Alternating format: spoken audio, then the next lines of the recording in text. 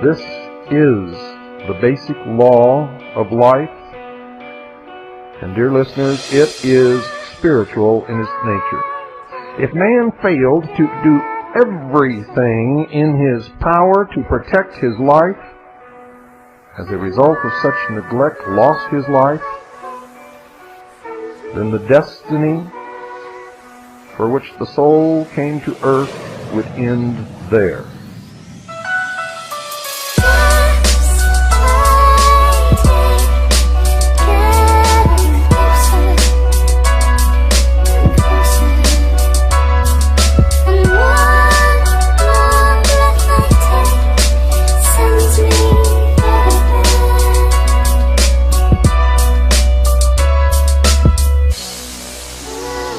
Without life, a body or medium to function through, spiritual attainment would be impossible, ladies and gentlemen. Spirituality would then be forfeited.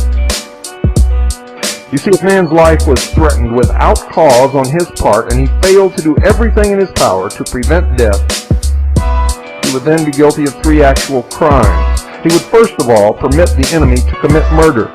Next, he would be committing suicide by failing to protect the most precious possession given to man by his Creator. And worst of all, he would end whatever his destiny might be, the purpose for which body, mind, and life had been given to him. And I believe it's to learn something. In one respect, man is forced to be a warring, not a murdering creature. And I might inject here that the Ten Commandments does not say, in its original form, "Thou shalt not kill." It says, ladies and gentlemen, and you can check this, if you wish, go to the original Hebrew and Greek, it says, "Thou shalt not murder." So in one respect, man is forced to be a warring, not a murdering creature. From his birth, the law of self-preservation forces him to be on guard against every inimical force attempting to destroy him by one means or another. He must be on the alert to prevent man, natural forces, or his own carnal desires to betray him into acts of degradation. Man is a warring creature. But his war, I tell you, his war is an honorable one. It is one of protection. First himself, so that he may protect those he is responsible for, but in doing so must not take unfair advantage of others, nor be guilty of unrighteousness.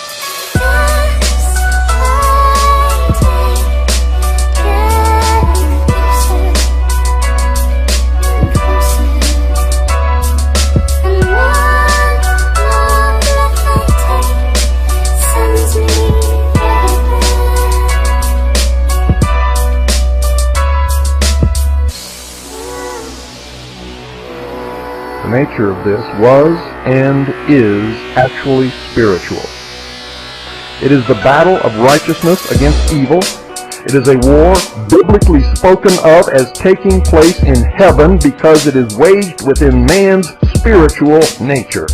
He fights to fulfill destiny and to finally create heaven on earth for himself and others who follow. By the war of righteousness, wherein there is no selfishness, he attains the consciousness which makes him a man, knowing both good and evil, having chosen good to attain the promised sonship. Notice, you must choose. You must choose. Each and every one of you listening to this broadcast tonight must choose, and you must choose very quickly. You might ask, is there actually a need for some form of evil in the life of man? Was this, together with some form of fear, ordained in the beginning? And I say nothing has been ordained, but if the divine law is to be fulfilled in the life of man, then it is certainly necessary that he, according to sacred concepts, become a crusader in God's cause, and not exist as a negative, effortless, uncreative, unproductive creature, a leech-shaped parasite upon the rest. The first command is that he must become a man in the true sense of the term, and this implies that he must prepare himself to meet the enemy that is ever alert to destroy the best that he has created. He must meet evil as the soldier meets the enemy.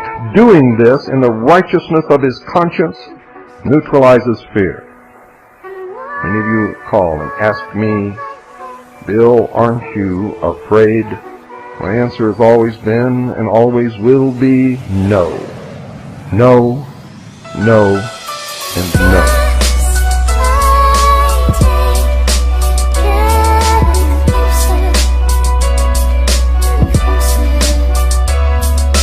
For I know from where I have come, and I know where I am going. I know who I am, and I know that I possess a soul. I fear the actions of no man. I fear the judgment of no man. I fear only the judgment of my God. And I know that if I am doing what is right, I need not ever fear that judgment. And therefore, I am not afraid.